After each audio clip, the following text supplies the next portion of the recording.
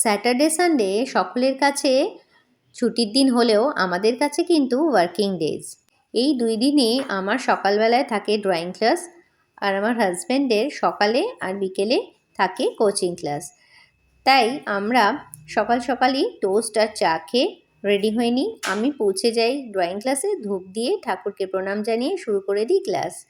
আর আমার সাথে ববি থাকে আমার ড্রয়িং ক্লাসেই।